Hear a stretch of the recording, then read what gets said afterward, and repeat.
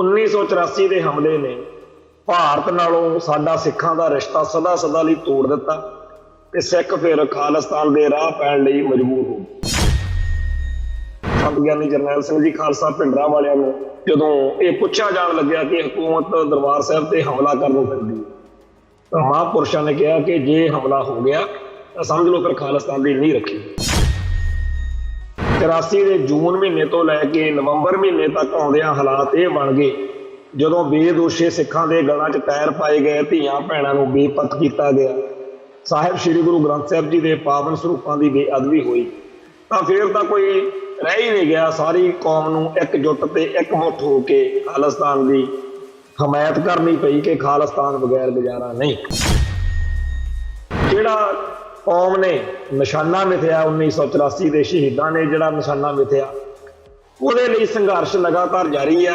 ਸੰਘਰਸ਼ ਦੇ ਢੰਗ ਤਰੀਕੇ ਬਦਲ ਸਕਦੇ ਆ ਪਰ ਜਿਹੜਾ ਉਹ ਨਿਸ਼ਾਨਾ ਉਹ ਸਥਿਰ ਵਾ। ਬੀਤੇ ਸਾਲਾਂ ਦੇ ਵਿੱਚ ਸਿੱਖ ਸੰਘਰਸ਼ ਨਾਲ ਜੁੜੇ ਮੁੱਦਿਆਂ ਤੇ ਜਾਂ ਪੰਥਕ ਏਜੰਡੇ ਤੋਂ ਜਿਹੜੀ ਭਾਰਤੀ ਹਕੂਮਤ ਦੀ ਇੱਕ ਟੌਟਾਂ ਵਰਗੀ ਜਥੇਬੰਦੀ ਬਾਦਲ ਦਲ ਇੱਥੇ ਹੋਂਦ ਵਿੱਚ ਆ ਚੁੱਕੀ ਸੀ ਉਹ ਪੂਰੀ ਤਰ੍ਹਾਂ ਸਿੱਖਾਂ ਨੂੰ ਇਹਦੇ ਤੋਂ ਪਰਾਂ ਧੱਕ ਰਹੀ ਸੀ। ਉਹਨਾਂ ਨੁਕਸਾਨ ਪਿਛਲੀਆਂ 5 ਸਦੀਆਂ 'ਚ ਰਲ ਕੇ ਸਾਰੇ ਦੁਸ਼ਮਣਾਂ ਨੇ ਨਹੀਂ ਕੀਤਾ ਜਿੰਨਾ ਸਿੱਖੀ ਦਾ ਨੁਕਸਾਨ ਬਾਦਲ ਦਲ ਤੇ ਬਾਦਲ ਪਰਿਵਾਰ ਨੇ ਕਰ ਦਿੱਤਾ। ਇਹ ਉਸ ਖਾਲਿਸਤਾਨੀ ਲਹਿਰ ਦੀ ਪ੍ਰਾਪਤੀ ਆ ਕਿ ਅੱਜ ਗਿਆਨੀ ਹਰਪ੍ਰੀਤ ਸਿੰਘ ਨੂੰ ਨਾਲੇ ਤਾਂ ਡੇਢੇ ਵਿੰਗੇ ਢੰਗ ਨਾਲ ਖਾਲਿਸਤਾਨ ਦੀ ਹਮਾਇਤ ਕਰਨੀ ਪੈ ਰਹੀ ਹੈ, ਨਾਲੇ ਅੱਜ ਅਕਾਲ ਤਖਤ ਸਾਹਿਬ ਤੋਂ ਹਥਿਆਰਾਂ ਦੀ ਗੱਲ ਕਰਨੀ ਪੈ ਰਹੀ ਹੈ। ਜਿਹੜਾ ਬਾਦਲ ਦਲ ਭਾਰਤੀ ਹਕੂਮਤੀ ਤੰਤਰ ਦਾ ਹੱਥ ਚੋਕਾ ਬਣ ਕੇ ਸਦਾ ਐਂਟੀ ਖਾਲਿਸਤਾਨੀ ਐਂਟੀ ਪੰਥ ਚੱਲਿਆ, ਜਿਹਨੇ ਸਿੱਖੀ ਦੀਆਂ ਜੜ੍ਹਾਂ ਵੱਢਣ ਵਾਲੀਆਂ ਹਰਕਤਾਂ ਕੀਤੀਆਂ, ਅੱਜ ਉਸ ਬਾਦਲ ਦਲ ਨੂੰ ਆਪਦੇ ਸਵਾਰਥਾਂ ਲਈ ਵੀ ਸਹੀ, ਦੁਬਾਰਾ ਪੰਥ 'ਚ ਪੈਰ ਲਾਉਣ ਲਈ ਵੀ ਸਹੀ, ਕਦੇ ਜੀਣਾ ਤੇ ਨਜ਼ਰਬੰਦ ਸਿੰਘਾਂ ਦੀ ਗੱਲ ਕਰਨੀ ਪੈ ਰਹੀ, ਕਦੇ ਖਾਲਿਸਤਾਨ ਦੀ ਗੱਲ ਕਰਾਉਣੀ ਪੈ ਰਹੀ। ਅੱਜ ਦਾ ਜਿਹੜਾ ਇਹ ਘੱਲੂਘਾਰਾ ਦਿਹਾੜਾ ਸੀ ਉਸ ਮੌਕੇ ਦਰਬਾਰ ਸਾਹਿਬ ਦੇ ਵਿੱਚ ਬੇਮਿਸਾਲ ਸੰਗਤਾਂ ਦਾ ਇਕੱਠ ਸੀਗਾ ਪਰ ਉਦੋਂ ਵੱਧ ਪੰਜਾਬ ਪੁਲਿਸ ਭਾਰਤੀ ਹਕੂਮਤੀ ਤੰਤਰ ਦੀਆਂ ਅੱਡ-ਅੱਡ ਏਜੰਸੀਆਂ ਬਹੁਤ ਵੱਡੀ ਗਿਣਤੀ ਵਿੱਚ ਅੰਮ੍ਰਿਤਸਰ 'ਚ ਧਾਵਾ ਬੋਲਿਆ ਹੋਇਆ ਸੀ। ਟੀਵੀ 84 ਉੱਤੇ ਪ੍ਰੋਗਰਾਮ ਖਬਰ ਦੀ ਖਬਰ ਦੇਖ ਰਹੇ ਸਾਰੇ ਦਰਸ਼ਕਾਂ ਨੂੰ ਮੈਂ ਸਰਜੀਤ ਸਿੰਘ ਘੁਮਾਣ ਫਤਿਹ ਅਰਜ਼ ਕਰਦਾ ਜੀ। ਵਾਹਿਗੁਰੂ ਜੀ ਕਾ ਖਾਲਸਾ, ਵਾਹਿਗੁਰੂ ਜੀ ਕੀ ਫਤਿਹ। ਅੱਜ ਘੱਲੂਘਾਰਾ ਦਿਹਾੜਾ ਹੈ। ਸੋ ਅੱਜ ਘੱਲੂਘਾਰੇ ਦਿਹਾੜੇ ਮੌਕੇ ਸਾਰੀ ਦੁਨੀਆ ਦੇ ਵਿੱਚ ਸਿੱਖ ਸੰਗਤਾਂ ਵੱਲੋਂ ਅਲੱਗ-ਅਲੱਗ ਥਾਂ ਤੇ ਅਲੱਗ-ਅਲੱਗ ਢੰਗ ਤਰੀਕੇ ਨਾਲ ਉਹਨਾਂ ਸ਼ਹੀਦਾਂ ਨੂੰ ਯਾਦ ਕੀਤਾ ਜਾ ਰਿਹਾ ਜਿਨ੍ਹਾਂ ਨੇ ਭਾਰਤੀ ਹਕੂਮਤ ਦੇ ਹਮਲੇ ਮੌਕੇ ਸ਼ਹਾਦਤਾਂ ਪਾਈਆਂ। ਜੂਨ 1984 ਦਾ ਜਿਹੜਾ ਘੱਲੂਘਾਰਾ ਉਹਨੇ ਸਾਡੀ ਕੌਮ ਨੂੰ ਇੱਕ ਨਵੀਂ ਦਸ਼ਾ ਜਿਹੜੀ ਆ ਉਹ ਬਖਸ਼ਿਸ਼ ਕੀਤੀ ਕਿਉਂਕਿ ਇਸ ਤੋਂ ਪਹਿਲਾਂ ਸਿੱਖ ਜਿਹੜੇ ਸੀਗੇ 1947 ਤੋਂ ਖਾਸ ਤੌਰ ਤੇ ਇਹ ਮੰਨ ਕੇ ਬਹਿ ਗਏ ਸੀਗੇ ਵੀ ਹੁਣ ਆਪਣੀ ਜਿਹੜੀ ਸਾਰੀ ਹੋਣੀ ਹੈ ਅਗਲਾ ਜਿਹੜਾ ਕੌਮ ਦਾ ਸਾਡਾ ਸਫ਼ਰ ਆ ਉਹ ਇੱਥੇ ਹੀ ਇਵੇਂ ਹੀ ਇਹਨਾਂ ਹਾਲਾਤਾਂ 'ਚ ਹੀ ਦੇਸ਼ ਦੇ ਵਿੱਚ ਭਾਰਤ ਦੇ ਵਿੱਚ ਰਹਿ ਕੇ ਸਮਾਪਤ ਹੋਣਾ ਹੈ। ਪਰ 1947 ਤੋਂ 1984 ਆਉਂਦਿਆਂ ਹਾਲਾਤ ਇਹ ਬਣ ਗਏ ਕਿ ਸਾਡੀ ਕੌਮ ਦੇ ਸੂਰਮੇ ਜਰਨੈਲ ਸੰਤ ਗਿਆਨੀ ਜਰਨੈਲ ਸਿੰਘ ਜੀ ਖਾਲਸਾ ਭਿੰਡਰਾਂ ਵਾਲਿਆਂ ਨੂੰ ਜਦੋਂ ਇਹ ਪੁੱਛਿਆ ਜਾਣ ਲੱਗਿਆ ਕਿ ਹਕੂਮਤ ਦਰਬਾਰ ਸਾਹਿਬ ਤੇ ਹਮਲਾ ਕਰਨ ਨੂੰ ਫਿਰਦੀ ਹੈ ਤਾਂ ਮਹਾਂਪੁਰਸ਼ਾਂ ਨੇ ਕਿਹਾ ਕਿ ਜੇ ਹਮਲਾ ਹੋ ਗਿਆ ਤਾਂ ਸਮਝ ਲਓ ਫਿਰ ਖਾਲਿਸਤਾਨ ਦੀ ਨੀਂਹ ਰੱਖੀ। ਸੋ 1984 ਦੇ ਹਮਲੇ ਨੇ ਭਾਰਤ ਨਾਲੋਂ ਸਾਡਾ ਸਿੱਖਾਂ ਦਾ ਰਿਸ਼ਤਾ ਸਦਾ ਸਦਾ ਲਈ ਤੋੜ ਦਿੱਤਾ ਤੇ ਸਿੱਖ ਫਿਰ ਖਾਲਿਸਤਾਨ ਦੇ ਰਾਹ ਪੈਣ ਲਈ ਮਜਬੂਰ ਹੋ ਗਏ।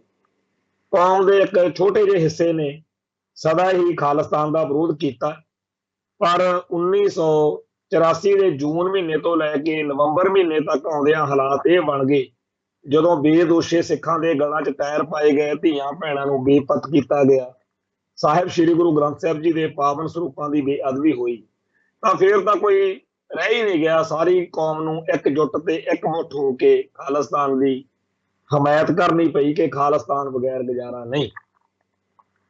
ਪਰ ਭਾਰਤੀ ਹਕੂਮਤੀ ਤੰਤਰ ਨੇ ਆਪਦਾ ਮਕੜ ਜਾਲ ਬੁਣ ਕੇ ਸਾਡੀ ਕੌਮ ਦੇ ਕੁਝ ਹਿੱਸੇ ਨੂੰ ਫਿਰ ਭਰਮਾ ਲਿਆ ਤੇ ਉਹਨਾਂ ਨੂੰ ਇਉਂ ਲੱਗਣ ਲਾ ਦਿੱਤਾ ਕਿ ਖਾਲਿਸਤਾਨ ਤੋਂ ਬਗੈਰ ਹੀ ਸਰ ਸਕਦਾ, ਤੁਸੀਂ ਜੀ ਪੰਜਾਬ ਦੇ ਵਿੱਚ ਰਾਜ ਭਾਗ ਭੋਗ ਲਓ।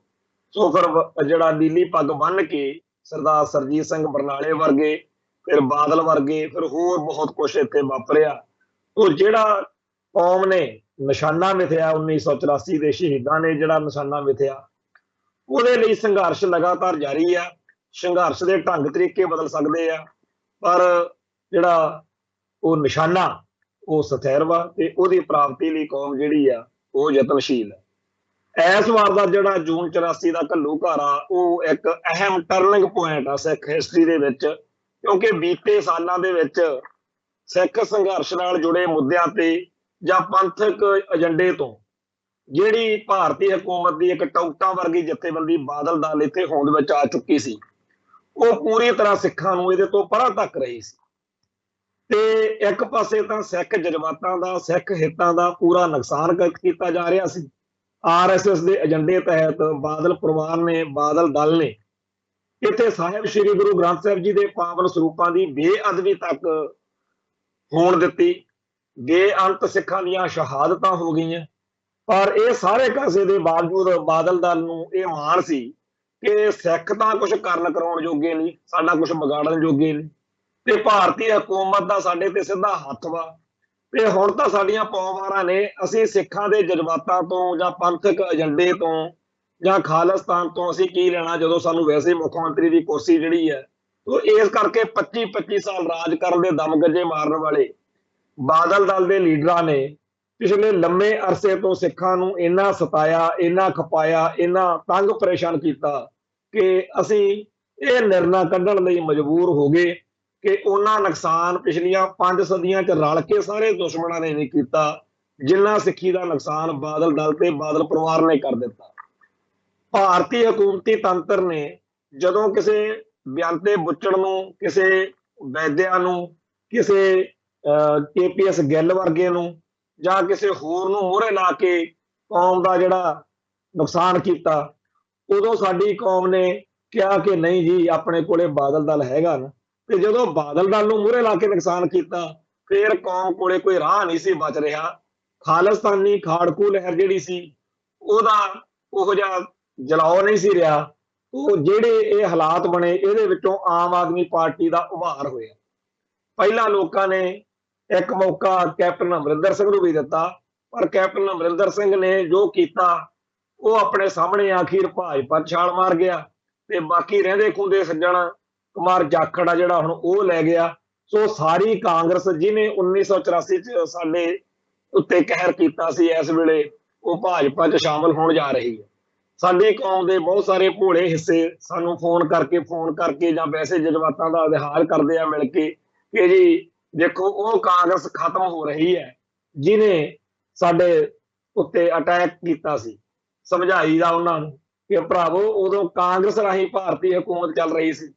ਅਟੈਕ ਹਮਲਾ ਸਾਡੇ ਤੇ ਭਾਰਤ ਨੇ ਕੀਤਾ ਸੀ। ਇੰਡੀਆ ਅਟੈਕਸ ਔਨ ਸਿੱਖਸ, ਸਿੱਖਾਂ ਦੇ ਉੱਤੇ ਜਿਹੜਾ ਇਹ ਹਮਲਾ ਹੋਇਆ, ਸਿੱਖੀ ਉੱਤੇ ਜਿਹੜਾ ਹਮਲਾ ਹੋਇਆ, ਇਹ ਸਿੱਖਾਂ ਦੀ ਹੋਂਦ ਹਸਤੀ ਨੂੰ ਮਿਟਾਉਣ ਲਈ ਜਿਹੜਾ ਹਮਲਾ ਹੋਇਆ, ਇਹ ਭਾਰਤ ਦਾ ਹਮਲਾ।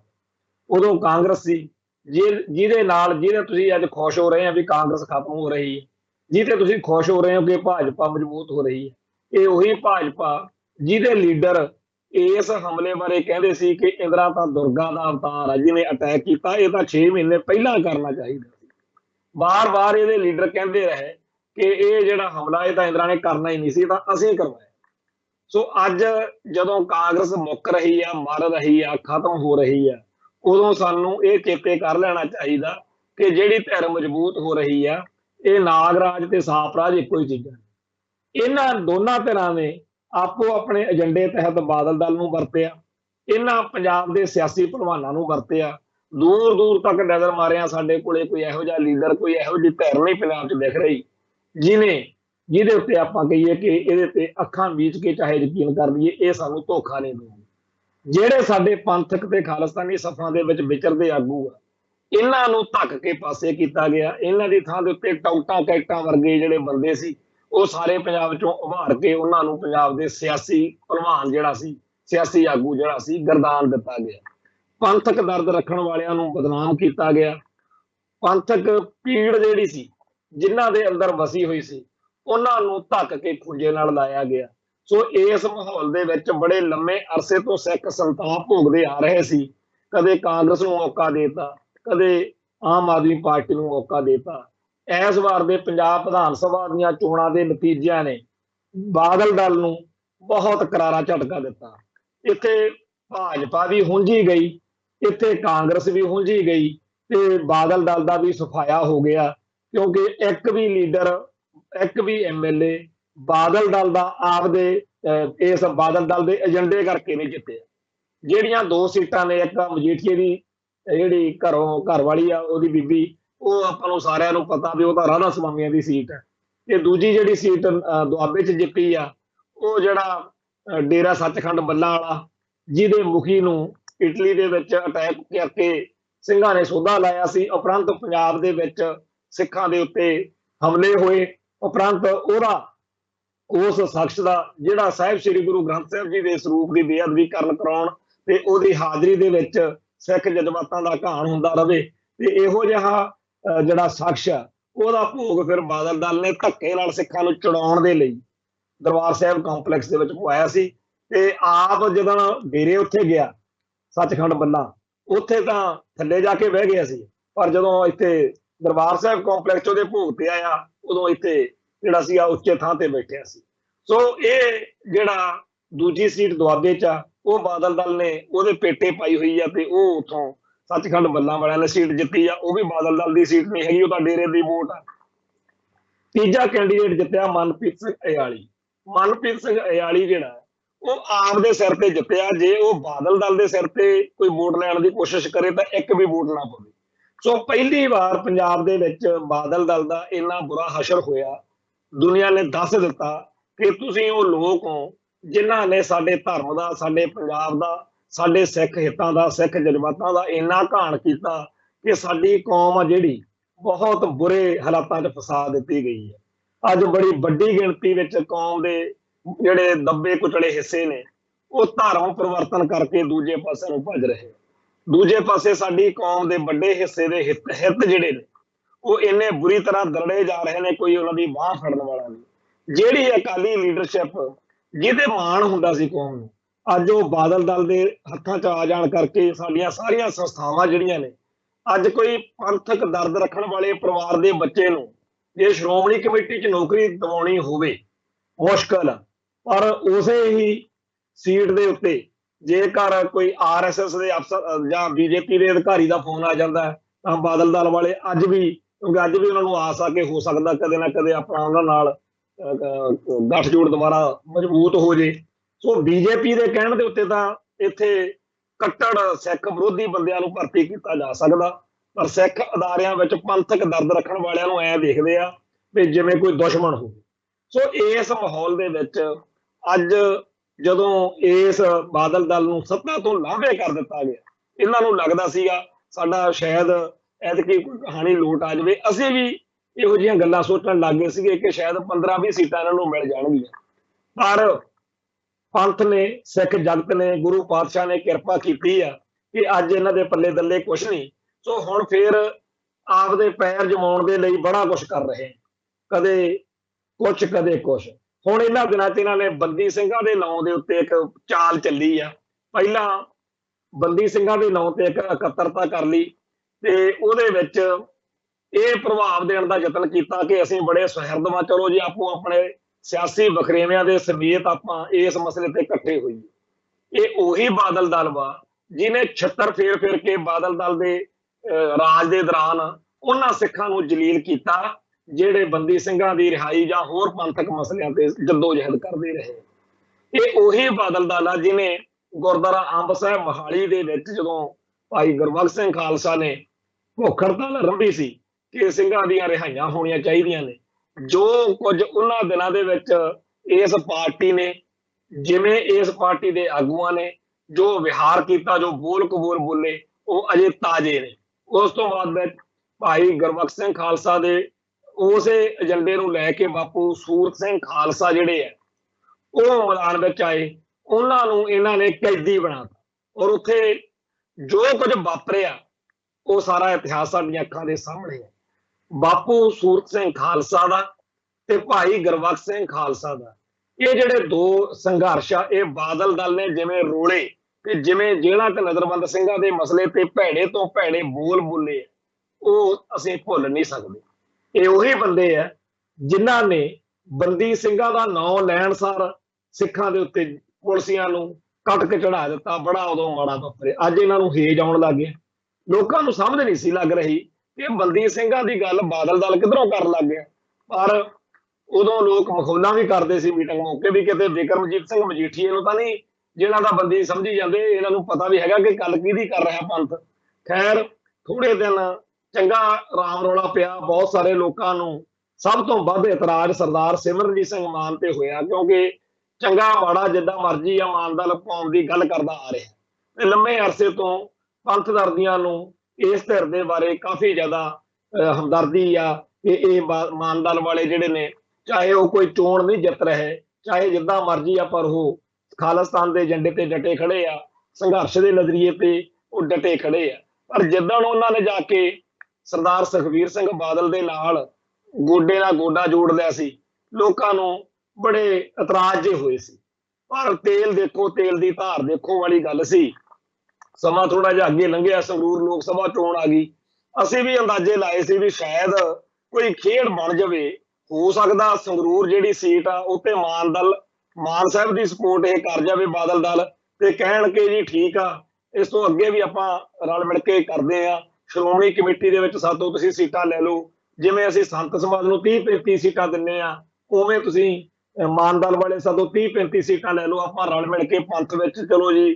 ਜੇ ਇਸ ਤਰੀਕੇ ਨਾਲ ਗੱਲਾਂ ਹੋ ਰਹੀਆਂ ਸੀ ਤਾਂ ਉਹਦਾ ਕੁਝ ਕਾਰਨ ਵੀ ਸੀ, ਕੁਝ ਆਧਾਰ ਵੀ ਸੀ। ਪਰ ਇੱਕਦਮ ਉਸ ਚੀਜ਼ ਨੂੰ ਬ੍ਰੇਕਾਂ ਲੱਗ ਗਈਆਂ। ਪਰਸੋਂ ਚੌਥੇ ਰਾਤ ਨੂੰ ਜਦੋਂ ਇਹ ਗਏ ਆ ਤੇ ਘਰੇ ਜਾ ਕੇ ਸਰਦਾਰ ਸਿਮਰਨਜੀਤ ਸਿੰਘ ਮਾਨ ਨਾਲ ਗੱਲਬਾਤ ਕੀਤੀ, ਉਹ ਫੋਟੋਆਂ ਜਦੋਂ ਆਈਆਂ ਤਾਂ ਲੋਕਾਂ ਨੂੰ ਬੜਾ ਝਟਕਾ ਜਿਹਾ ਲੱਗਿਆ ਕਿ ਜਿਨ੍ਹਾਂ ਨੂੰ ਇੰਨਾ ਜ਼ੋਰ ਲਾ ਕੇ ਦੱਸਿਆ, ਜਿਨ੍ਹਾਂ ਬਾਰੇ ਸੰਗਤ ਨੂੰ ਕਿ ਕਿਵੇਂ ਇਹ ਪੰਥਕ ਹਿੱਤਾਂ ਦੇ ਖਿਲਾਫ ਭੁਗਤਦੇ ਆ, ਉਹਨਾਂ ਦੇ ਨਾਲ ਹੁਣ ਰਲ ਮਿਲ ਕੇ ਕਿਹੋ ਜਿਹਾ ਮਾਹੌਲ ਬਣੂਗਾ। ਪਰ ਖੈਰ ਬੜੀ ਜਲਦੀ ਸਾਰੀ ਗੱਲ ਸਾਹਮਣੇ ਆ ਗਈ ਕਿ ਹਕੀਕਤ ਵਿੱਚ ਇਹ ਟੋਲਾ ਸਾਰਾ ਸਰਦਾਰ ਸਿਮਰਨਜੀਤ ਸਿੰਘ ਮਾਨ ਨੂੰ ਇਹ ਕਹਿਣ ਗਿਆ ਸੀਗਾ ਕਿ ਤੁਸੀਂ ਜੀ ਛੱਡੋ ਚੋਣਾਂ ਚਾਣਾ ਲੜਨ ਨੂੰ, ਅਸੀਂ ਆਪਾਂ ਰਲ ਮਿਲ ਕੇ ਕਿਸੇ ਜੇਲ੍ਹਾਂ 'ਚ ਨਜ਼ਰਬੰਦ ਸਿੰਘਾਂ ਦੇ ਪਰਿਵਾਰ ਚੋਂ ਕਿਸੇ ਨੂੰ ਖੜਾ ਕਰਦੇ ਆ, ਉਹਨਾਂ ਦੇ ਬਾਰੇ ਆਪਾਂ ਗੱਲ ਕਰਨ ਆਏ। ਤੋਂ ਖੈਰ ਇਹਨਾਂ ਨੇ ਫਿਰ ਭਾਈ ਬਲਵੰਤ ਸਿੰਘ ਰਾਜੋਵਾਲਾ ਦੀ ਜਿਹੜੀ ਭੈਣ ਆ ਬੀਬਾ ਕਮਲਜੀਤ ਕੌਰ, ਉਹਨੂੰ ਜਿਹੜਾ ਸੀਗਾ ਮਨਾਉਣਾ ਚਾਹਿਆ। ਪਹਿਲਾਂ ਉਸ ਬੀਬੀ ਨੇ ਜਵਾਬ ਦੇਤਾ, ਫਿਰ ਉਹਨੂੰ ਕਿਹਾ ਗਿਆ ਕਿ ਤੁਸੀਂ ਰਾਜੋਵਾਲਾ ਸਾਹਿਬ ਨੂੰ ਮਿਲੋ। ਰਾਜੋਵਾਲਾ ਨੂੰ ਮਿਲਣ ਤੋਂ ਬਾਅਦ ਉਹਨੇ ਹਾਮੀ ਭਰ ਲਈ। ਇੱਕ ਪਾਸੇ ਤਾਂ ਸਰਦਾਰ ਸਿਮਰਨਜੀਤ ਸਿੰਘ ਮਾਨ ਨੂੰ ਮਿਲ ਕੇ ਇਹ ਭਰਮ ਪਾਉਣਾ ਚਾਹਿਆ ਕਿ ਅਸੀਂ ਮਾਨ ਦੀ ਹਮਾਇਤ ਕਰਨ ਜਾ ਰਹੇ ਹਾਂ, ਦੂਜੇ ਪਾਸੇ ਇਸੇ ਗਰੁੱਪ ਨੇ ਬੀਬੀ ਰਾਜੋਵਾਲਾ ਨੂੰ ਜਾਂ ਬੀਬੀ ਕਮਲਜੀਤ ਕੌਰ ਨੂੰ ਆਪਾਂ ਜੇ ਕਹੀਏ, ਉਹਨਾਂ ਨੂੰ ਮੈਦਾਨ ਵਿੱਚ ਉਤਾਰ ਲਿਆ। ਬੀਬੀ ਕਮਲਜੀਤ ਕੌਰ ਜਿਹੜੀ ਆ ਉਹ ਵਾਕਿਆ ਹੀ ਉਸ ਗੱਲ ਦੇ ਵਿੱਚ ਕਾਫੀ ਜ਼ਿਆਦਾ ਸਾਨੂੰ ਤੱਤ ਦਿਖਦਾ ਹੈ। ਜਿਹੜੀ ਸੱਚੀ ਗੱਲ ਆ ਉਹ ਆਪਾਂ ਨੂੰ ਜ਼ਰੂਰ ਕਰਨੀ ਚਾਹੀਦੀ ਆ ਕਿ ਇਸ ਪਰਿਵਾਰ ਦੇ ਜਿਹੜਾ ਬੀਬੀ ਕਮਲਦੀਪ ਕੌਰ ਦਾ ਭਰਾ ਸੀਗਾ ਭਾਈ ਗੋਲਡੀ ਜਿਹੜਾ ਸੀਗਾ ਉਹ ਸੰਘਰਸ਼ ਵਿੱਚ ਸ਼ਹੀਦ ਹੋਇਆ ਵਾਕਈ। ਤੇ ਇਸ ਪਰਿਵਾਰ ਦੀ ਇੱਕ ਹੋਰ ਬੱਚੀ ਬੀਬੀ ਅਮਨਦੀਪ ਕੌਰ, ਉਹਦੇ ਉੱਤੇ ਬਹੁਤ ਭਾਰੀ ਜ਼ੁਲਮ ਹੋਇਆ ਤੇ ਇਸ ਪਰਿਵਾਰ ਨੇ ਜੋ ਚੱਲਿਆ ਉਹ ਕੋਈ ਕਹਿਣ ਸੁਣਨ ਤੋਂ ਬਾਹਰ ਦੀ ਗੱਲ ਆ, ਬਹੁਤ ਮਾੜਾ ਵਾਪਰਿਆ। ਖੈਰ ਭਾਈ ਬਲਵੰਤ ਸਿੰਘ ਰਾਜੋਆਣਾ ਇਸ ਜ਼ੁਲਮ ਨੂੰ ਨਹੀਂ ਸਹਾਰ ਸਕਿਆ। ਉਹਦੇ ਮਨ ਦੇ ਅੰਦਰ ਇਸ ਕਹਿਰ ਦੇ ਖਿਲਾਫ ਵੀ ਬਿਆੰਤੇ ਬੁੱਚੜ ਦੇ ਰਾਜ ਵਿੱਚ ਇਹ ਕੀ ਵਾਪਰ ਰਿਹਾ, ਸਿੰਘਾਂ ਨਾਲ ਤਾਲਮੇਲ ਕਰਕੇ ਬਿਆੰਤੇ ਬੁੱਚੜ ਦਾ ਭੋਗ ਪਾ ਦਿੱਤਾ। ਇਹ ਭਾਈ ਬਲਵੰਤ ਸਿੰਘ ਰਾਜੋਆਣਾ ਦੀ ਬਹੁਤ ਵੱਡੀ ਘਾਲ ਕਮਾਈ ਹੈ ਔਰ ਇਹਦੇ ਲਈ ਕੌਮ ਸਤਿਕਾਰ ਵੀ ਕਰਦੀ। ਪਰ ਬਾਅਦ ਵਿੱਚ ਭਾਈ ਬਲਵੰਤ ਸਿੰਘ ਰਾਜੋਆਣਾ ਤੇ ਜਿਹੜੀ ਬਾਕੀ ਟੀਮ ਸੀ ਬਿਆੰਤੇ ਬੁੱਚੜ ਨੂੰ ਸੋਧਣ ਵਾਲੀ, ਭਾਈ ਜਗਤਾਰ ਸਿੰਘ ਹਵਾਰਾ ਤੇ ਬਾਕੀ ਸਿੰਘਾਂ ਨਾਲ ਆਪਸ ਵਿੱਚ ਹੀ ਸੁਭਾਵਿਕ ਹੁੰਦਾ ਜੇਲ੍ਹਾਂ ਦੇ ਵਿੱਚ ਮਾਹੌਲ ਜਿਹੜਾ ਹੈਗਾ ਉਹ ਕਈ ਵਾਰ ਮੈਂ ਖੁਦ ਜੇਲ੍ਹਾਂ ਕੱਟੀਆਂ, ਇੱਕ ਗਰੁੱਪ ਹੋਵੇ ਸਾਨੂੰ ਕਈ ਵਾਰੀ ਸਿਆਣੇ ਬੰਦੇ ਇਕੱਠੇ ਨਹੀਂ ਪੈਣ ਦਿੰਦੇ ਵੀ ਐਵੇਂ ਥੋੜੀ ਤਕਰਾਰ ਹੋ ਜਾਂਦੀ। ਖੈਰ ਉਹੀ ਭਾਣਾ ਵਾਪਰ ਗਿਆ ਜਿਹੜਾ ਜੇਲ੍ਹਾਂ 'ਚ ਆਮ ਵਾਪਰਦਾ। ਜਿਹੜੇ ਬੰਦਿਆਂ ਨੇ ਜੇਲ੍ਹ ਕੱਟੀ ਆ ਉਹਨਾਂ ਨੂੰ ਪਤਾ ਵੀ ਇਹ ਕੀ ਚੀਜ਼ ਹੁੰਦੀ ਆ। ਇਹਦੇ ਵਿੱਚ ਬੜੇ ਤਹੱਮਲ ਤੇ ਧੀਰਜ ਦੀ ਲੋੜ ਹੁੰਦੀ ਆ, ਪਰ ਤਕਰਾਰ ਜਿਹੜੀ ਆ ਉਹ ਲੈ ਬੈਠੀ। ਬੇਅੰਤ ਸਿੰਘ ਕਾਂਡ ਵਾਲੇ ਸਿੰਘ ਜਿਹੜੇ ਸੀ ਉਹ ਇਕੱਠੇ ਨਹੀਂ ਰਹਿ ਸਕੇ। ਕੌਣ ਸਹੀ ਆ ਕੌਣ ਗਲਤ ਆ ਇਹਦੇ ਵਿੱਚ ਪੈਣ ਦੀ ਬਜਾਏ ਅਸੀਂ ਇਹ ਕਹਿੰਦੇ ਆ ਕਿ ਬਿਆੰਤੇ ਬੁੱਚੜ ਨੂੰ ਸੋਧਣ ਦਾ ਕਾਰਨਾਮਾ ਕਰਨ ਵਾਲੇ ਸਾਡੇ ਲਈ ਸਾਰੇ ਧੰਨਤਾ ਦੇ ਯੋਗ ਨੇ, ਪਰ ਇਸ ਫੁੱਟ ਨੇ ਬਹੁਤ ਨੁਕਸਾਨ ਕੀਤਾ। ਇਹਦੇ ਵਾਸਤੇ ਇੱਕ ਉਹ ਧਿਰ ਜਿਹੜੇ ਬੰਦਿਆਂ ਨੇ ਕੱਲਾ ਭਾਈ ਜਗਤਾਰ ਸਿੰਘ ਹਵਾਰੇ ਨੂੰ ਜ਼ਰੂਰਤ ਤੋਂ ਵੱਧ ਜਿਹੜਾ ਸੀਗਾ ਉਚਾਇਆ, ਤੇ ਭਾਈ ਬਲਵੰਤ ਸਿੰਘ ਰਾਜੋਆਣੇ ਦੀ ਜਾਂ ਭਾਈ ਦਿਲਾਵਰ ਸਿੰਘ ਦੀ ਗੱਲ ਹੀ ਨਹੀਂ ਕੀਤੀ, ਉਹ ਵੀ ਜਾਣੇ ਅਣਜਾਣੇ ਦੋਸ਼ੀ ਆ, ਚਾਹੇ ਉਹਨਾਂ ਨੇ ਜਾਣ ਕੇ ਕੀਤਾ ਚਾਹੇ ਅਣਜਾਣ ਭੁੱਲ ਚ ਕੀਤਾ, ਇਹ ਆਪਾਂ ਮੰਨੀ। ਬੜੀ ਵੱਡੀ ਗੱਲ ਆ ਕਿ ਸਾਡੇ ਵਿੱਚੋਂ ਬਹੁਤ ਸਾਰੇ ਲੋਕਾਂ ਨੂੰ ਇਹ ਪਤਾ ਹੀ ਨਹੀਂ ਸੀਗਾ ਕਿ ਭਾਈ ਬਲਵੰਤ ਸਿੰਘ ਰਾਜੋਆਣਾ ਦਾ ਕੀ ਰੋਲ ਆ, ਜਾਂ ਭਾਈ ਦਿਲਾਵਰ ਸਿੰਘ ਦਾ ਨਹੀਂ ਬਹੁਤੇ ਲੋਕਾਂ ਨੂੰ ਪਤਾ ਸੀ। ਪਰ ਇਸ ਮਾਹੌਲ ਦੇ ਵਿੱਚ ਜਦੋਂ ਵੱਡੀ ਹਿਲਜੁਲ ਉਦੋਂ ਹੋਈ ਜਦੋਂ ਭਾਈ ਜਗਤਾਰ ਸਿੰਘ ਤਾਰਾ, ਭਾਈ ਜਗਤਾਰ ਸਿੰਘ ਹਵਾਰਾ, ਭਾਈ ਪਰਮਜੀਤ ਸਿੰਘ ਘਿਓਰਾ, ਇਹ ਸਿੰਘ ਜਦੋਂ ਜਿਹੜੇ ਜੇਲ੍ਹ ਬ੍ਰੇਕ ਹੋਈ ਆ, ਉਦੋਂ ਸਿੰਘਾਂ ਦੀ ਚਰਚਾ ਹੋਈ। ਉਸ ਤੋਂ ਬਾਅਦ ਵਿੱਚ ਜਦੋਂ ਭਾਈ ਬਲਵੰਤ ਸਿੰਘ ਰਾਜੋਆਣੇ ਦੀ ਫਾਂਸੀ ਵਾਲਾ ਮਾਮਲਾ ਉਭਰਿਆ, ਉਦੋਂ ਗੱਲ ਹੋਰ ਵੀ ਜ਼ਿਆਦਾ ਲੋਕਾਂ 'ਚ ਉਭਰੀ। ਫਿਰ ਬਾਕੀ ਸਿੰਘਾਂ ਬਾਰੇ ਚਰਚਾ ਹੋਣ ਲੱਗੀ, ਪਰ ਉਦੋਂ ਤੱਕ ਭਾਈ ਬਲਵੰਤ ਸਿੰਘ ਰਾਜੋਆਣਾ ਜਾਂ ਉਹਨਾਂ ਦੇ ਹਮੇਤੀਆਂ 'ਚ ਜਾਂ ਹੋਰ ਕਈ ਇਸ ਕੇਸ ਨਾਲ ਸੰਬੰਧਿਤ ਸਿੰਘਾਂ ਦੇ ਮਨ ਵਿੱਚ ਇਹ ਗੱਲ ਆ ਗਈ ਸੀ ਕਿ ਸਾਨੂੰ ਸਾਡਾ ਬਣਦਾ ਮਾਣ ਸਤਿਕਾਰ ਨਹੀਂ ਮਿਲ ਰਿਹਾ। ਉਹ ਗੱਲ ਅੱਗੇ ਦੀ ਅੱਗੇ ਵੱਧਦੀ ਹੋਈ ਇੱਥੋਂ ਤੱਕ ਆ ਗਈ ਕਿ ਧਿਰਾਂ ਬਣ ਗਈਆਂ, ਧੜੇ ਬਣ ਗਏ। ਇਹਦੇ ਵਿੱਚ ਬਾਹਰ ਬੈਠੇ ਬੰਦਿਆਂ ਦੀ ਬੜੀ ਲੋੜ ਸੀ ਕਿ ਏਕਤਾ ਕਰਾਉਂਦੇ, ਆਪਾਂ ਸਾਰੇ ਰਲ ਮਿਲ ਕੇ ਨੇੜਤਾ ਲਾਉਂਦੇ। ਪਰ ਅਫਸੋਸ ਕਿ ਅਸੀਂ ਕਹਿੰਦੇ ਤਾਂ ਰਹਿੰਦੇ ਆ ਏਕਤਾ ਹੋਣੀ ਚਾਹੀਦੀ ਆ ਏਕਤਾ, ਪਰ ਅਸੀਂ ਇਸ ਗੱਲ ਵਿੱਚ ਅਸਫਲ ਰਹੇ ਔਰ ਸਾਰੀ ਕੌਮ ਦੇ ਸਿਰ ਦੇ ਵਿੱਚ ਸਵਾਹ ਪੈਣ ਵਾਲੇ ਹਾਲਾਤ ਵੀ ਬਣੇ। ਬਹੁਤ ਜ਼ਿਆਦਾ ਮਾੜੇ ਤੋਂ ਮਾੜਾ ਇੱਕ ਦੂਜੇ ਦੇ ਖਿਲਾਫ ਜਿਹੜਾ ਮਾਹੌਲ ਆ ਉਹ ਬਣਦਾ ਗਿਆ। ਅਖੀਰ ਅੱਜ ਵਾਲੇ ਦਿਨ ਆ ਗਏ ਕਿ ਇੱਕ ਪਾਸੇ ਸਰਦਾਰ ਸਿਮਰਨਜੀਤ ਸਿੰਘ ਮਾਨ ਜਿਹੜੇ ਚੱਬੇ ਦੇ ਵਿੱਚ ਸਰਬੱਤ ਖਾਲਸਾ ਵਾਲੀ ਧਿਰ ਦੇ ਮੋਢੀਆਂ ਵਿੱਚੋਂ ਨੇ, ਜਿੱਥੇ ਜੇਲ੍ਹਾਂ ਦੇ ਨਜ਼ਰਬੰਦ ਸਿੰਘਾਂ ਵਿੱਚੋਂ ਭਾਈ ਜਗਤਾਰ ਸਿੰਘ ਹਵਾਰੇ ਨੂੰ ਅਕਾਲ ਤਖਤ ਸਾਹਿਬ ਦਾ ਜਥੇਦਾਰ ਥਾਪਿਆ ਗਿਆ ਸੀ। ਦੂਜੇ ਪਾਸੇ ਅੱਜ ਭਾਈ ਬਲਵੰਤ ਸਿੰਘ ਰਾਜੋਆਣੇ ਦੀ ਮੂੰਹ ਬੋਲੀ ਭੈਣ, ਜਿਹਦਾ ਵੀਰ, ਜਿਹਦੀ ਭੈਣ ਇਸ ਹਕੂਮਤ ਦੀ ਦਹਿਸ਼ਤਗਰਦੀ ਦਾ ਸ਼ਿਕਾਰ ਹੋਈ ਹੈ, ਉਹ ਬਾਦਲ ਦਲ ਨੇ ਚੋਣ ਮੈਦਾਨ ਵਿੱਚ ਉਤਾਰ ਦਿੱਤੀ ਆ। ਤੇ ਜਿਹੜੇ ਕਹਿੰਦੇ ਸੀਗੇ ਜੀ ਅਸੀਂ ਤਾਂ ਜੇਲ੍ਹਾਂ 'ਚ ਨਜ਼ਰਬੰਦ ਸਿੰਘਾਂ ਦੇ ਮਾਮਲੇ ਉੱਤੇ ਅਸੀਂ ਤਾਂ ਜੀ ਏਕਤਾ, ਹੁਣ ਜਦੋਂ ਸਿਮਰਨਜੀਤ ਸਿੰਘ ਮਾਨ ਜਿਹੜਾ ਕਿ ਸੰਗਰੂਰ ਲੋਕ ਸਭਾ ਹਲਕੇ ਤੋਂ ਪਿਛਲੇ ਲੰਮੇ ਅਰਸੇ ਤੋਂ ਚੋਣਾਂ ਲੜਦੇ ਆ ਰਹੇ, ਉਹਨਾਂ ਨੂੰ ਇਹ ਸੀਟ ਛੱਡਣੀ ਬੜੀ ਨਾ ਔਖੀ ਆ। ਉਹਨਾਂ ਨੂੰ ਉਹ ਹਰ ਵਾਰੀ ਲੜਦੇ ਆ। ਤੇ ਜੇ ਮਾਨ ਦਲ ਦੇ ਉਸ ਹਲਕੇ ਦੇ ਉਸ ਉਮੀਦਵਾਰ ਸਰਦਾਰ ਸਿਮਰਨਜੀਤ ਸਿੰਘ ਮਾਨ ਨੂੰ ਬਾਦਲ ਦਲ ਹਮਾਇਤ ਕਰ ਦਿੰਦਾ ਤਾਂ ਕੀ ਆਖਰ ਆ ਜਾਂਦੀ। ਜਦੋਂ ਤੁਸੀਂ ਲੋਕਾਂ ਨੂੰ ਗੁੱਡ ਗੁੱਡ ਵਧੀਆ ਵਧੀਆ ਬਣ ਕੇ ਦਿਖਾਉਣ ਲੱਗੇ ਹੋਏ ਹੋ, ਪਰ ਅਸਲ ਵਿੱਚ ਹੋਇਆ ਕੀ ਆ ਕਿ ਇਹ ਤੋਂ ਪਹਿਲਾਂ ਕੋਈ ਮੂੰਹ ਨਹੀਂ ਸੀ ਲਾਉਂਦਾ ਬਾਦਲ ਦਲ ਨੂੰ। ਵੋਟਾਂ ਤੱਕ ਵੀ ਲੋਕ ਕਹਿੰਦੇ ਸੀ ਤੁਸੀਂ ਛੱਡੋ, ਤੁਹਾਡੀ ਕੋਈ ਗੱਲ। ਲੋਕਾਂ ਨੇ ਕੇਜਰੀਵਾਲ ਨੂੰ, ਆਮ ਆਦਮੀ ਪਾਰਟੀ ਨੂੰ ਇਹਨਾਂ ਨਾਲੋਂ ਵੱਧ ਤਰਜੀਹ ਦੇ ਦਿੱਤੀ।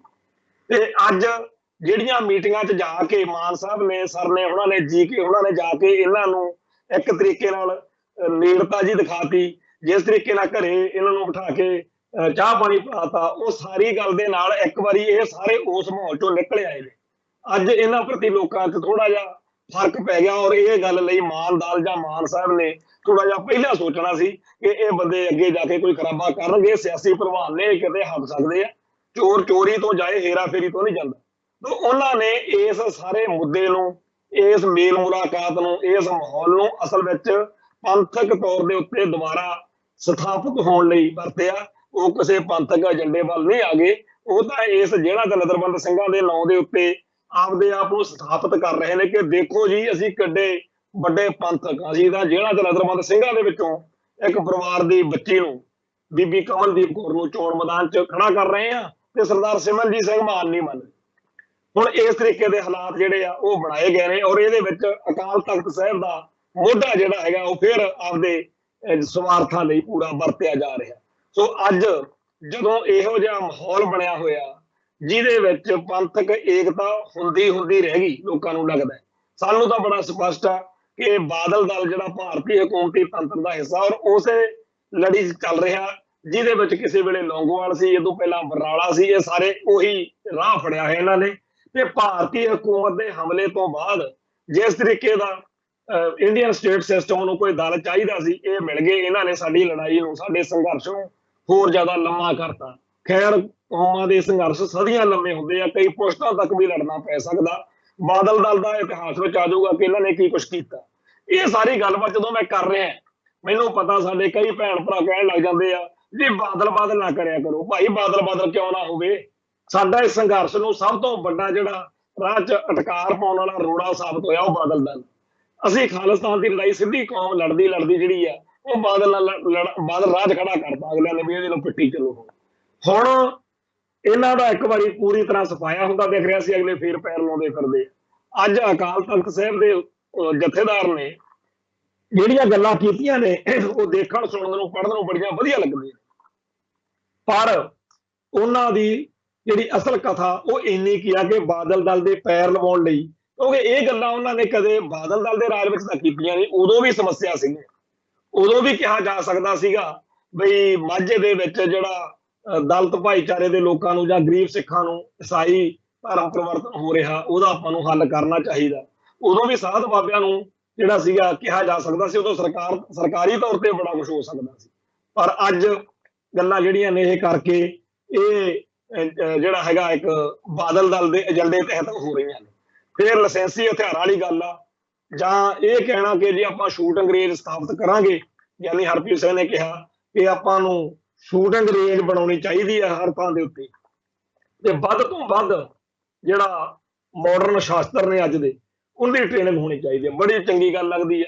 ਇਹ ਗੱਲ ਤਾਂ ਹੋਰ ਵੀ ਵਧੀਆ ਲੱਗਦੀ ਹੈ ਜਦੋਂ ਗਿਆਨੀ ਹਰਪ੍ਰੀਤ ਸਿੰਘ ਕਹਿੰਦੇ ਆ ਬਈ ਜਿਹੜੀਆਂ ਹੋਰ ਧਿਰਾਂ ਨੇ ਉਹਦਾ ਲੁੱਕ ਕੇ ਟ੍ਰੇਨਿੰਗ ਦਿੰਦੀਆਂ। ਆਪਾਂ ਨੂੰ ਪਤਾ RSS ਵਾਲੇ ਆਮ ਹੀ ਆਪਦੇ ਕੇਡਰ ਨੂੰ ਹਥਿਆਰਾਂ ਦੀ ਟ੍ਰੇਨਿੰਗ ਦੇ ਰਹੇ ਆ, ਲੁੱਕ ਛਿਪ ਕੇ ਵੀ ਦਿੰਦੇ ਆ, ਪਰ ਫੋਟੋਆਂ ਆ ਜਾਂਦੀਆਂ, ਵੀਡੀਓ ਆ ਜਾਂਦੀ ਆ ਉਹਨਾਂ ਦੀ। ਇਹ ਗੱਲ ਸੱਚੀ ਹੈ।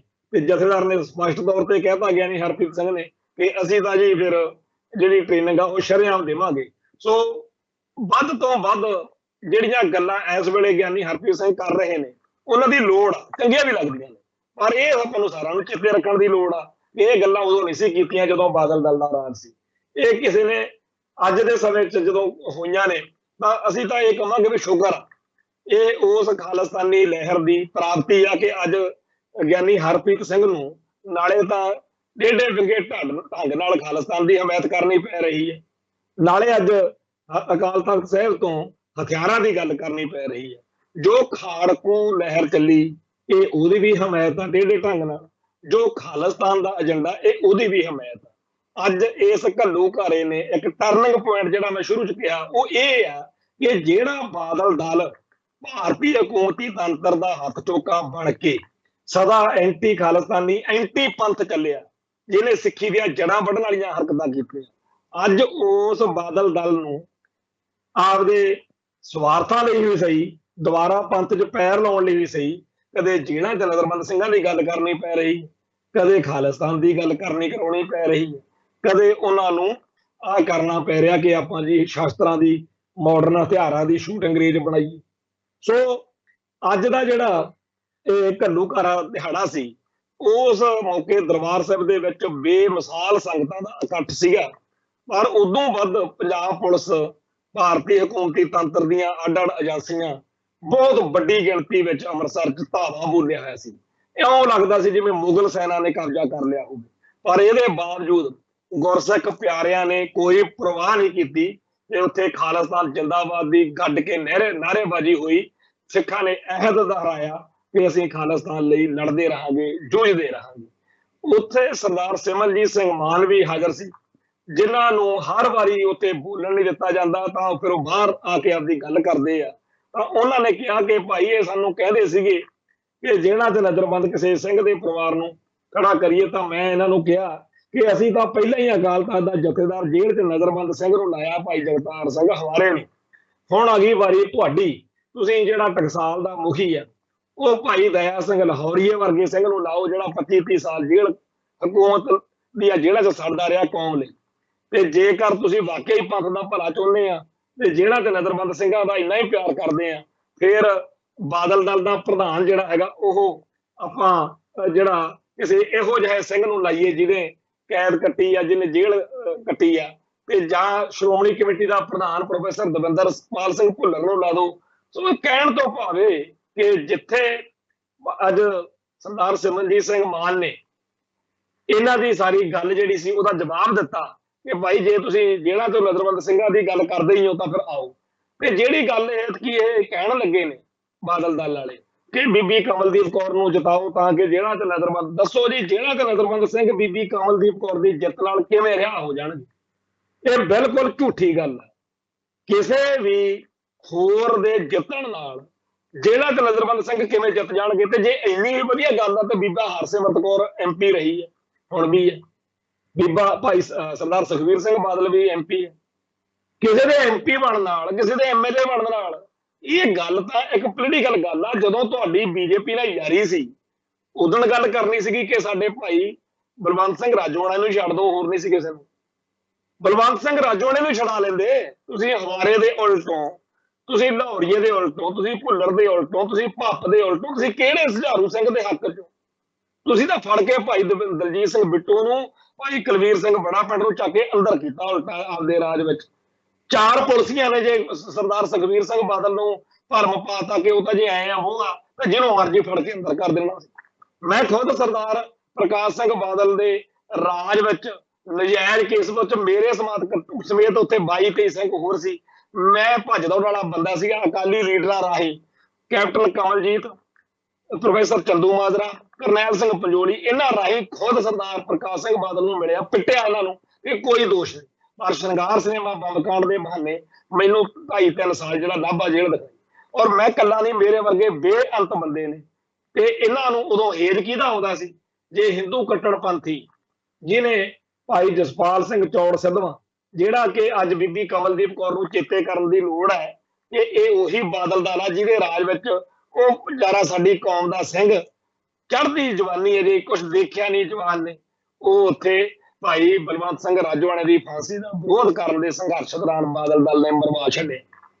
ਉਹਨਾਂ ਬੁੱਚੜ ਪੁਲਸੀਆਂ ਦੀ ਡਟ ਕੇ ਹਮਾਇਤ ਕੀਤੀ। ਤੇ ਆ ਸਗਰਾਜ ਸਿੰਘ ਬੈਠਾ ਉੱਥੇ ਵਿਚਾਰਾ ਭੁੱਖ ਹੜਤਾਲ ਤੇ, ਬਹਿਬਲ ਕਲਾਂ ਦੇ ਵਿੱਚ ਉਹਦਾ ਪਿਓ ਉੱਥੇ ਉਹਨੂੰ ਗੋਲੀਆਂ ਨਾਲ ਭੁੰਨ ਛੱਡਿਆ। ਉਹਨਾਂ ਪੁਲਸੀਆਂ ਦੀ ਡਟ ਕੇ ਕਹਿੰਦੇ ਜਾਣ ਪਛਾਤੀ ਪੁਲਿਸ ਗੋਲੀਆਂ ਮਾਰ ਗਈ। ਚਰਨਲ ਦਰਸ਼ਨ ਸਿੰਘ ਲਹਾਰਾ ਲੁਧਿਆਣੇ ਗੋਲੀਆਂ ਨਾਲ ਭੁੰਨ ਸੁੱਟਿਆ। ਬਾਦਲ ਦਲ ਨੇ ਆਪਦੇ ਰਾਜ ਵਿੱਚ ਸਿੱਖਾਂ ਦਾ ਜੋ ਘਾਣ ਕੀਤਾ, ਜੋ ਇਸ਼ਟ ਦੀ ਬੇਅਦਬੀ ਕਰਾਈ, ਉਹ ਸਾਰਾ ਕੁਝ ਅੱਜ ਬੀਬੀ ਕਮਲਦੀਪ ਕੌਰ ਨੂੰ ਚੇਤਾ ਨਹੀਂ ਹੈਗਾ। ਉਹ ਇਹੀ ਚੇਤੇ ਕਰ ਲੈਂਦੀ ਕਿ ਮੇਰੇ ਵੀਰ ਨੂੰ ਜਿਹੜਾ ਬਾਦਲ ਦਲ ਦੇ ਰਾਜ ਵਿੱਚ ਉਹਨੂੰ ਗੋਲੀਆਂ ਨਾਲ ਮਾਰ ਸੁੱਟਿਆ। ਅੱਜ ਮੈਂ ਬਾਦਲ ਦਲ ਦੀ ਕੈਂਡੀਡੇਟ ਅਖੇ ਜੀ, ਮੈਂ ਚੋਣ ਤਾਂ ਲੜੂੰਗੀ, ਪਰ ਜੇ ਬਾਦਲ ਦਲ ਦਾ ਚੋਣ ਨਿਸ਼ਾਨ ਮਿਲੂ। ਸੋ ਅੱਜ ਇਹ ਜਿਹੜਾ ਸਾਰਾ ਮਾਹੌਲ ਬਣਦਾ ਜਾ ਰਿਹਾ, ਇਹਦੇ ਵਿੱਚ ਪੰਥਕ ਏਕਤਾ ਵਾਲੀ ਗੱਲ ਤਾਂ ਕਿਤੇ ਦਿਖਦੀ ਨਹੀਂ।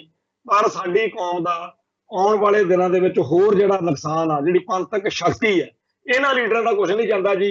ਇਹ ਜਿਹੜੇ ਹੈਗੇ ਨੇ ਇਹਨਾਂ ਦੇ ਇਹੀ ਹਾਲ ਚਾਲ ਰਹਿਣੇ ਆ।